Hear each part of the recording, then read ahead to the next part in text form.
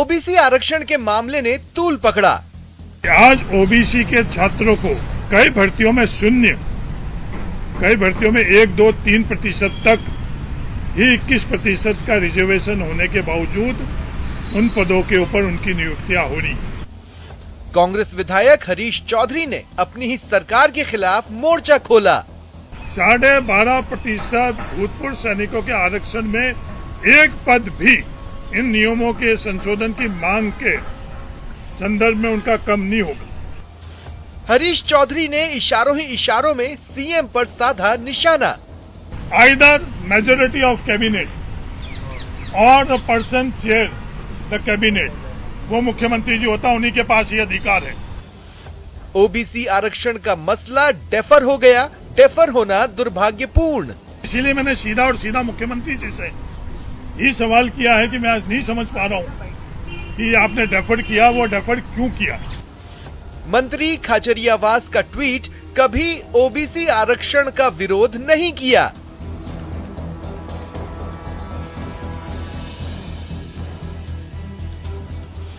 OBC आरक्षण के बहाने अपनों के निशाने।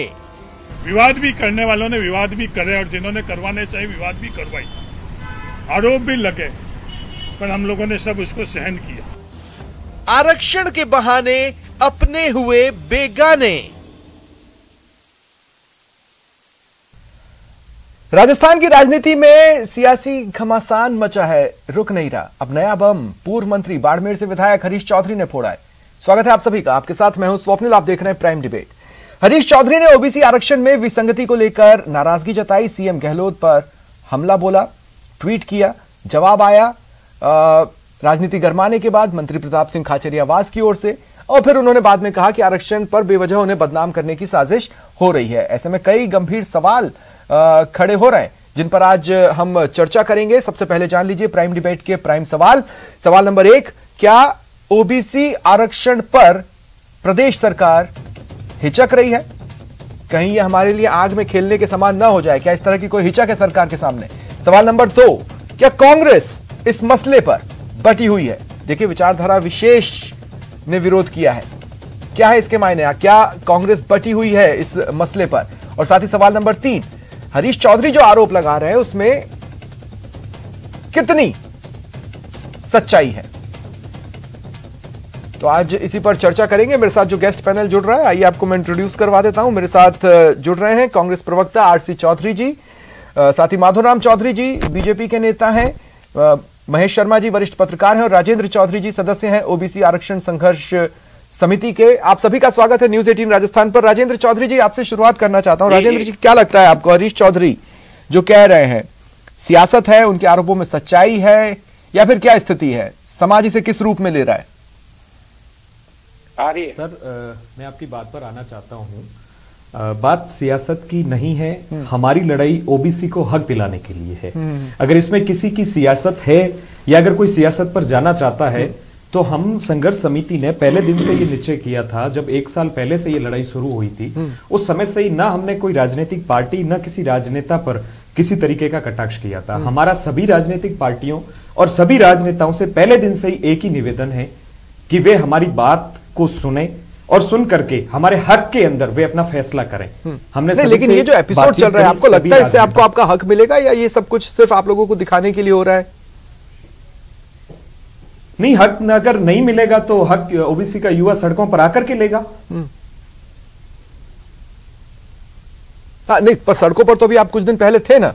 पीसीसी चीफ गोविंद सिंह डोटासरा ने आपसे कहा कि सीएम साहब ने सैद्धांतिक सहमति दे दी है, ज्यादा दूर नहीं है अब आप अपनी मंजिल से। सर, सड़कों पर आए तो सरकार ने हमसे वार्ता करी, अधिकारियों ने ब्यूरोक्रेसी के साथ में हमारी बैठक हुई। उस बैठक के अंदर सभी नियमों के साथ में हमने हमारी बात रखी उनके सामने, सारी बातें हुई। उन बातों के बाद में मुख्यमंत्री जी से मुलाकात हुई। मुख्यमंत्री जी ने जब जयपुर के अंदर हमारा आंदोलन हुआ, उसमें सरकार ने हमें आश्वासन दिया 48 घंटे में सैद्धांतिक स्वीकृति का। 48 घंटे के अंदर सैद्धांतिक स्वीकृति मिल गई। फाइल लीगल, आरपीएससी और कार्मिक विभाग होते हुए कैबिनेट में रखी जानी थी, सभी विभागों से निकल गई। कैबिनेट बैठक के अंदर 1 महीना डिले कर दिया। युवाओं के लिए ये समय भी बहुत कठिन समय था। अभी 2-3 महीने ही बचे हैं जिसमें लगभग 1.5 लाख भर्तियां होगी। इसके बाद में 1 साल तक अभी कोई भर्तियां नहीं है। अगर 2-3 महीने तक ये सॉल्यूशन नहीं होता है तो सॉल्यूशन होना भी युवाओं के साथ कुठाराघात है। ठीक है, एक बड़ा तबका इससे छूट जाएगा, इसमें कोई दो राय नहीं है। ठीक है, आरसी साहब मैं अब आपके पास आ रहा हूं। आरसी साहब, पहले तो मुझे एक सैद्धांतिक सवाल का जवाब दीजिएगा। अब हो क्या रहा है ना दादा, आपके पार्टी के आंतरिक लोकतंत्र की आपके अपने लोग ही ना अग्नि परीक्षा ले रहे हैं, है ना, वो जो थर्मामीटर लेकर कर रहे हैं कि कब पार्टी इससे गर्म महसूस करेगी। पर मेरा सवाल आपसे यह है कि आखिर हुआ क्या कि पब्लिक प्लेटफॉर्म पर आकर आप ही के पार्टी के चेहरे को, जो कि चुनावों का जिम्मा दूसरे राज्यों में संभाल रहे हैं, वो आकर बोले और बोले कि सीएम साहब को जवाब देना चाहिए। अब जवाब तो पब्लिक प्लेटफॉर्म पर ही आना चाहिए क्योंकि सवाल वहां उठा है सैद्धांतिक तौर पर। मैं कहना चाहूंगा कि लोकतंत्र के अंदर जो सरकारें होती है वो पूरे प्रदेश की जनता के लिए प्रतिबद्ध होती हैं, और जो नेता होते हैं वो उस वर्ग की और उस जनता की नुमाइंदगी करते हैं जहां से वो चुन के आते हैं। उन लोगों की आवाज को मुखर करना उनकी जिम्मेदारी है, उनका दायित्व है, उनका कर्तव्य है। और आप अप्रत्यक्ष रूप से जिस नेता का नाम लेके बात करें, ना सिर्फ वो नेता इस वर्ग की नुमाइंदगी करने वाले, इस किसी भी जो शोषित है, पीड़ित है, जिसके हक पे अगर कुठाराघात हो रहा है, जिसको कोई अगर बर्दाश्त नहीं कर सकता, वो हर नेता उस बात की आवाज को मुखर करेगा। तो ये सही प्लेटफॉर्म था? कांग्रेस पार्टी के अंदर ये सास है। सुन लीजिए, क्या ये सही प्लेटफॉर्म था? दीजिए, नहीं, सही प्लेटफॉर्म पे उन्होंने चर्चा की, वो चर्चा से बाहर है। सही प्लेटफॉर्म ये होता कि जो मुद्दा डिस्कशन किया गया था वहां पे वो जो नुमाइंदगी करते हैं वो आके उस बात को बताते। लेकिन कांग्रेस पार्टी ओबीसी वर्ग के जो तमाम जो अभ्यर्थी हैं उनके साथ में खड़ी है, क्योंकि हमें वो घटना याद आती है कि एक पंकज यादव नाम का लड़का छात्र जो पुलिस कांस्टेबल के अंदर प्रदेश के अंदर टॉपर आता है और उसे नियुक्ति नहीं मिल पाती है। आखिर ये कुठाराघात करने वाला जो आदेश था 17/4/2018 भारतीय जनता पार्टी के राज में लिया गया। भारतीय जनता पार्टी के राज में भी ऐसे नेता मौन रहे, चुप रहे, इसलिए नहीं तो फिर तो देखिए हरीश चौधरी मौन नहीं है। पहले तो अव्वल बात की कैबिनेट की मीटिंग से एक बात बाहर कैसे आई? 2 मिनट सुनिए मेरी बात आरसी साहब। कैबिनेट मीटिंग से कोई बात बाहर कैसे आई, ये तो हो गया सवाल का एक हिस्सा। दूसरी बात ये भी है कि हरीश चौधरी के बोलने के पहले ही ट्विटर पर बेरोजगारों द्वारा ये ट्रेंड होने लगा था, खाचरियावास के खिलाफ नारे लगने लगे थे ट्विटर पर हैशटैग लगाकर। मेरा सवाल अब आपसे बहुत सिंपल सा रहेगा और वो सिर्फ ये रहेगा कि एक तरफ आप भारत जोड़ना चाहते हैं, लेकिन अब देखने में ऐसा लग रहा है कि विचारधारा विशेष का विरोध तो आपके अंदर ही है, आपकी पार्टी में भी चेहरे जाति के आधार पर बटे हुए हैं। क्या ऐसी स्थिति है? देखने में तो यही लगेगा ना। स्वप्निल, आपने प्रश्न रखा है, न्यूज 18 के दर्शकों को पूरे तथ्यों का पता होना चाहिए। निश्चित रूप से जब युवाओं में आक्रोश होता है, युवाओं को जब बातें होती है और वहीं से छन के निकल के आती है कि किसने विरोध किया, वो सत्य या असत्य हो सकती है। लेकिन मैं सोचता हूं कि डेमोक्रेटिक व्यवस्था के अंदर सब लोग चुप हो जाएं, किसी ने बोला वो अपने नजरिए से बोला होगा। लेकिन हम इस सरकार के लिए, कांग्रेस पार्टी के तौर पर मैं कह रहा हूं, कांग्रेस पार्टी ये चाहती है जो भारतीय जनता पार्टी ने कुठाराघात किया, प्रदेश अध्यक्ष गोविंद डोटासरा जी ने संघर्ष समिति के साथ में, हमारे अन्य ओबीसी के नेताओं के साथ में जाके मुख्यमंत्री के साथ में संवाद किया और उन्होंने आश्वासन दिया और सैद्धांतिक सहमति दी। सहमति के बाद भी इतना समय लगे। अगर बीजेपी ने कुठाराघात किया तो वो कुठाराघात 2018 से 2019 के बीच में खत्म हो जाना चाहिए था ना। 2022 में हम इस पर चर्चा कर रहे हैं। लेकिन एक बार फिर अब मैं माधोराम जी आपके पास आना चाहता हूं। माधोराम जी, बड़ी अनिश्चय की स्थिति में हड़बड़ी वाले फैसले हो जाते हैं, हड़बड़ी वाले फैसलों को जरूरत पड़ती है बदलने की। उसके लिए 6 महीने के अंतिम कार्यकाल के जो अंतिम 6 महीने हैं वो दूसरी सरकार के रिव्यू से गुजरते हैं। आपकी पार्टी में भी चेहरों का मौन होना और किसी इशू के हॉट होने पर उस पर रिएक्शंस देना, ये कहीं एक प्रचलन तो नहीं बनता जा रहा है? चौपाल जी, पहले तो सबसे पहले आपको धन्यवाद कि आपने जो मेरे मन में क्वेश्चन थे आपने पहले ही कांग्रेसी प्रवक्ता ने कर लिया, परंतु मेरे भाई कांग्रेसी प्रवक्ता बात का जवाब देने के बजाय ये कहना चाहते हैं कि ये बीजेपी ने किया है। देखिए, पहले बात तो उन्होंने सवाल पर नहीं बोला, आप सवाल पर बोल रहे हैं। नहीं, आरसी साहब एक बार क्लियर हो ली है कि ये इन्होंने ये मांग की है, राजेंद्र जी ने, इन्होंने कहा है कि ये विसंगति है, न ये कोई विड्रॉ की बात कर रही है, नहीं, एक सिंपल सी बात है, विसंगति है, उसको क्लियरिफिकेशन करना है। करना क्या है जैसे दो भाई आपस में खेतों का बंटवारा हो चुका है, अपने अपने खेत में काम कर रहे हैं, वो एक भाई उसके दूसरे वाले खेत में अगर मान लो उधर सीमा पार कर रहा है, तो आप उसको आपस में लड़ाने का काम क्यों कर रहे हैं? नहीं तो क्या विसंगति को जन्म देने वाला सवाल उठा सकता है माधोराम जी? सीधा सवाल है। नहीं नहीं, मेरा कहने का मतलब यह है, अगर कोई त्रुटि हुई है और उस त्रुटि को क्या भूल अगर सुधार करेगा कोई, तो क्या कोई करेगा ही? 4 साल तक उसको आपस में लड़ाते ही रहोगे आप आपस में जूतम भाग कराते ही रहोगे। किसानों के बेटे हैं, कहीं तो रहम कीजिए। आपका कैबिनेट मंत्री कैबिनेट में आपके खिलाफ बोल रहा है, आप ये कह रहे हो कि स्वतंत्रता है। आपका एक मंत्री कैबिनेट रहा हुआ रोड पे बोलता है और आपस में जूतम भाग हो रही है। कुत्ता लड़ाई के अंदर किसी का फायदा थोड़ा ही हो रहा है। आप कम से कम किसान के बेटों पे रहम करनी चाहिए। उनको एक ओबीसी के अंदर है क्या, इसमें समझने वाला समझिए इश्यू ये है, नहीं तो किसी को दूर से कोई नुकसान हो रहा है। आपस में आप भाइयों को ही तो लड़ा रहे हैं और उनमें लड़ा के ये मांग कर रहे हैं। इनका खुद का लेटर है 2020 के अंदर। एक मिनट लड़ाने वाले आरोप तो माधोराम जी आपकी पार्टी पर कांग्रेस हमेशा से लगाती रही है। मेरा आपसे सवाल यह है कि बीजेपी इस मुद्दे पर अनिश्चय की स्थिति में क्यों है? नहीं, ऐसे निश्चय कहा, हम तो स्पष्ट है, हम कह रहे हैं मत लड़ाइए, आपकी सरकार है, आप आज स्पष्ट कीजिए। 2020 के अंदर एक आप ऑर्डर देखिए, 2020 में इन्होंने इनके ही द्वारा दूसरी सरकारों को लिखा है कि यूपी में अगर ये हॉरिजेंटल तरीके से नहीं है, वर्टिकल है, ये छोटी सी मांग है, कोई बड़ी नहीं है, ये तो इसके मजे लेने चाह रहे हैं। कुल मिला के लोगों को एक भ्रम की स्थिति पैदा करके आपस में ही खुद ऐसा माहौल तैयार कर रहे हैं और भ्रम का माया जाल ऐसा फंसा दिया गया जिसमें ये खुद भी अपने आप में स्पष्ट नहीं है। ठीक है माधोराम जी। आरसी साहब आप हाथ उठा रहे हैं, मैं आगे आपके पास आऊंगा। एक महेश शर्मा जी बस बचे, उनको भी एक बार मुझे डिबेट में शामिल कर लेने दीजिए आपकी आज्ञा से, अगर आपकी अनुमति हो। महेश शर्मा जी, मैं देखिए मेरा पहला सवाल था, क्या ओबीसी आरक्षण पर सरकार हिचक रही है? अब देखिए मैं ये क्यों कह रहा हूं, किसी भी सरकार के लिए ये आंख पर खेलने की स्थिति होती है चुनावों के इतने नजदीक, या तो समय रहते फैसला लेकर उस पर धीरे धीरे लोगों को समझा बुझा लिया जाए, या आनन फानन में फैसला लेकर नफा नुकसान जांचा जाए। इस वक्त एक्चुअली नफा नुकसान ही परखा जा रहा है। महेश शर्मा जी। हाँ देखिए, जहां तक सवाल है कि ये जो मुद्दा है आरक्षण वाला, ये बड़ा संवेदनशील होता है। आप ये देखिए होगा कि सिर्फ एक सुप्रीम कोर्ट के एक सिर्फ आरक्षण के रिव्यू करने के फैसले को लेकर के जिस तरह से भारत में जो पिछली बार में जो भारत बंद के आह्वान के दौरान जिस तरह से हड़कंप मची थी, तो ये मामला बड़ा और जिस तरह से बंद वगैरह का आह्वान वगैरह किया था, शांति की स्थिति बन गई थी, तो ये बड़ा मामला संवेदनशील है, इसका ध्यान रखना चाहिए और सरकार को इसको बहुत प्रायोरिटी लेनी चाहिए और लेना है तो गंभीरता से जल्दी फैसला लेना चाहिए। क्योंकि कारण है कि कांग्रेस को सत्तारूढ़ को अगर वापिस सरकार में आना है राजस्थान में, तो उसे ये चीजों को निपटाना चाहिए, क्योंकि एक वर्ग विशेष जो ओबीसी वर्ग विशेष जो है राजस्थान में बहुत बड़ा हिस्सा रखता है और उसे संतुष्ट करना बहुत जरूरी है। एक तो ये चीज है। दूसरी चीज ये है कि पार्टी को जब ये बार बार में हाईकमान की ओर से ये निर्देश मिल रहे हैं कि सार्वजनिक रूप से बयानबाजी या ट्विटरबाजी सोशल मीडिया वगैरह में नहीं करना चाहिए, तो ऐसी सूरत में अगर इस तरह की जो चीजें आती है तो ऐसा लगता है कि जैसे कांग्रेस के अंदर भीतर ही भीतर कोई गुटबाजी या उथल पुथल की स्थितियां आ रही हैं। तो ऐसी चीज और इस पर दूसरों पर आरोप नहीं लगाया जा सकता। देखिए हमने हमारे दर्शकों के लिए एक सवाल छोड़ा था जिस पर हमने सर्वे करवाया, यूट्यूब पर हम ये सर्वे करवाते हैं, हमारे दर्शक वहां पर जाकर उस पर जवाब देते हैं। हमने ये सवाल पूछा था कि क्या हरीश चौधरी का जो सवाल है क्या वो सियासी हैं, तो 78% लोग हाँ कह रहे हैं। इसका मतलब यह है कि देखने वाले भी इसे अंदरूनी सियासत के तौर पर ज्यादा देख रहे हैं इस अनिर्णय की स्थिति को। महेश शर्मा जी। जी हाँ बिल्कुल, ये सही है कि ये इस तरह की जो खासकर चूंकि आरक्षण से जुड़ा हुआ मुद्दा बड़ा संवेदनशील है, तो इसको इन चीजों को पहले सोल्व करना चाहिए। अगर पहले से कोई समाधान निकाला है तो उसको बताना चाहिए, शायद जाहिर करना चाहिए, और कोई विसंगति है तो उसे दूर करना चाहिए।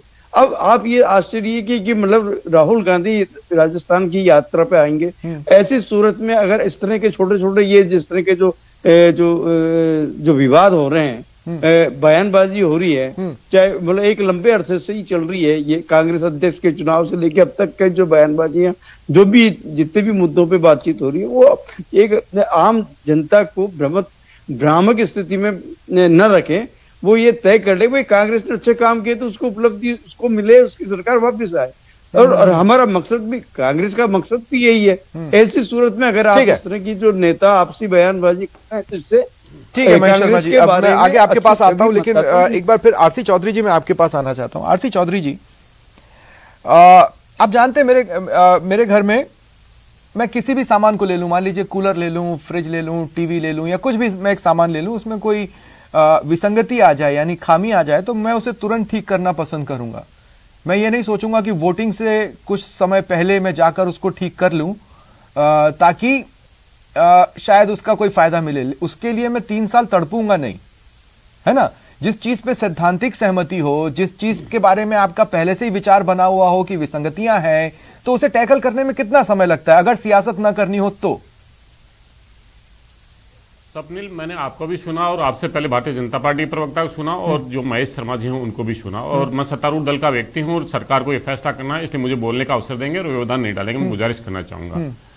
आपने कहा कि सबसे पहले तो भारतीय जनता पार्टी से किसी भी व्यक्ति ने यह नहीं पूछा और भारतीय जनता पार्टी के प्रवक्ता ने बोला कि भाई भाई को लड़ा रहे हैं। आखिर भाई भाई को लड़ाने का बीज 17 अप्रैल को 2018 में किसने बोया? उस समय भारतीय जनता पार्टी ने इस फैसले पे क्या प्रतिक्रिया दी थी? और आरक्षित वर्ग के ना सिर्फ ओबीसी, बात आ जाने दे, मैं इसके बाद आप ही के पास आ रहा हूँ। एक बार बात आ जाने दे, सुन लेने दे सबको। मधुराम जी 2 मिनट रुकिए। आप आरसी साहब बोले, इस तरह की बातें करते हैं तो आप अपना देखिए और अपनी पार्टी को। अरे नहीं आरसी साहब 2 मिनट रुकिए। माधवराम जी देखिए, पहले राउंड में डिबेट में ना, पहले राउंड में आप मेरे से इस बारे में प्रसन्न थे कि मेरे को आप जो कुछ पूछना चाहते हैं वो मैंने पूछा। आप विश्वास मानिए, आपको बीच में बोलने की जरूरत नहीं पड़ेगी। जो कुछ आप पूछना चाहते हैं वो पूछ लिया जाएगा। जी प्रोसीड। ना आरसी साहब, सवाल क्या था? सवाल ये है कि आपको डिसीजन लेने में टाइम लग रहा है। मैंने सुना आपकी बात को, उस पर आ जाइए ना। मैं मुद्दे पे आया हूं ना, मुद्दे पे तो हूं ना। आप दर्शकों को ये तो बताइए कि ये जो विसंगति पैदा की, ये विसंगति भारतीय जनता पार्टी ने पैदा की, भारतीय जनता पार्टी की सरकार ने की, वसुंधरा राजे की सरकार ने की, और भारतीय जनता पार्टी उसके बाद आपने क्या किया?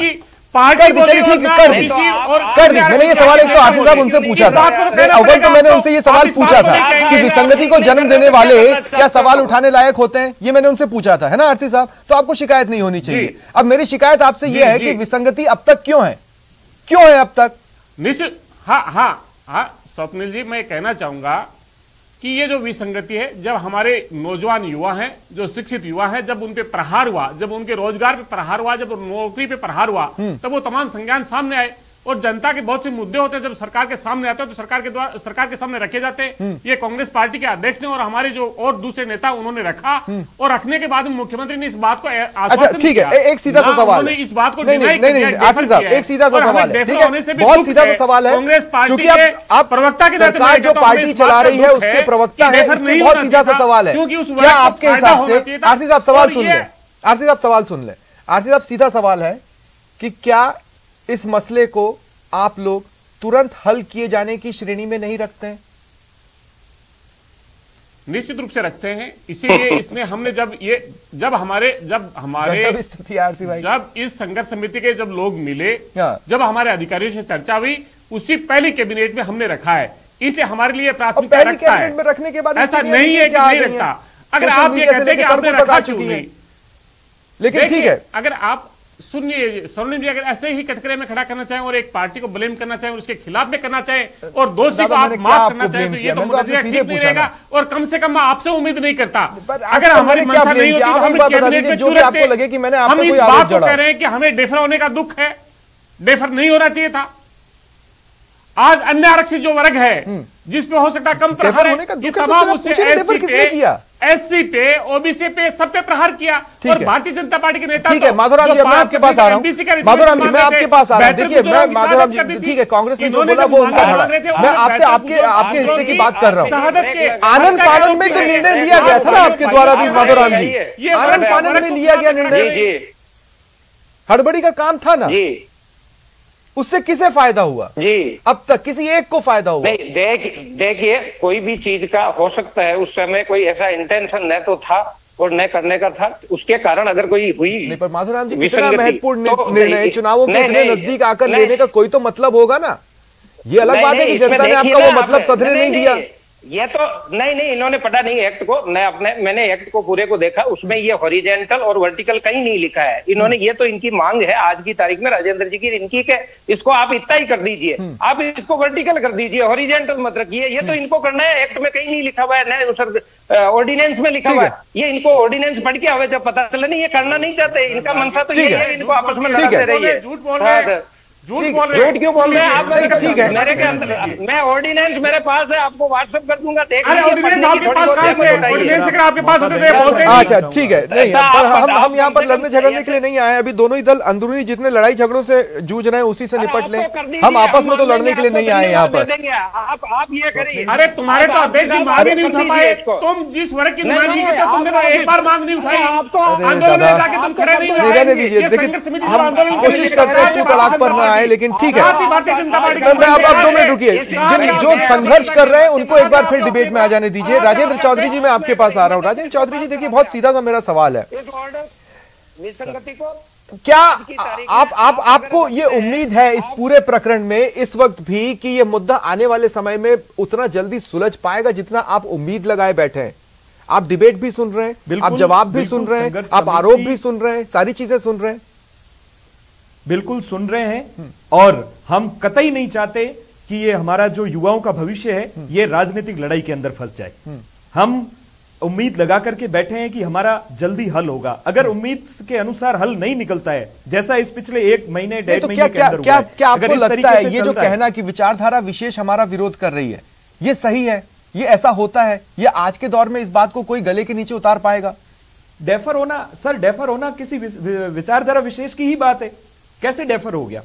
जब सैद्धांतिक स्वीकृति मिल गई, जब प्रिंसिपल सेक्रेटरी के साथ में बैठ करके संघर्ष समिति के सदस्यों ने पूर्ण प्रूफ के साथ में, नियमों के साथ में उस पर डिबेट कर ली, उनसे हाँ मिल गई, जब लीगल आरपीएससी और कार्मिक विभाग से फाइल निकल गई है, फिर रोकने का क्या प्रावधान है? जबकि मैं ये बता देना चाहता हूं आज आपके प्लेटफॉर्म के माध्यम से, इसमें अकेला ओबीसी प्रभावित नहीं है। ओबीसी वर्ग जनसंख्या में ज्यादा, इसलिए ओबीसी प्रभावित है। मैं असिस्टेंट प्रोफेसर हिस्ट्री का एक एग्जांपल देता हूं, जिसके अंदर ईडब्ल्यूएस की 4 सीटें थी और 3 सीटें जो है वो एक्स सर्विसमैन लेकर के गए, जहां पर ईडब्ल्यूएस का एक्स सर्विसमैन 1 लगना चाहिए था, 3 फ्रेश युवाओं को नौकरी मिलती। ठीक है, लेकिन ये इस पर ध्यान देना नहीं चाहते हैं। ठीक है राजेंद्र जी, ठीक है, मैं महेश शर्मा जी आपके पास आ रहा हूं क्लोजिंग कमेंट के लिए।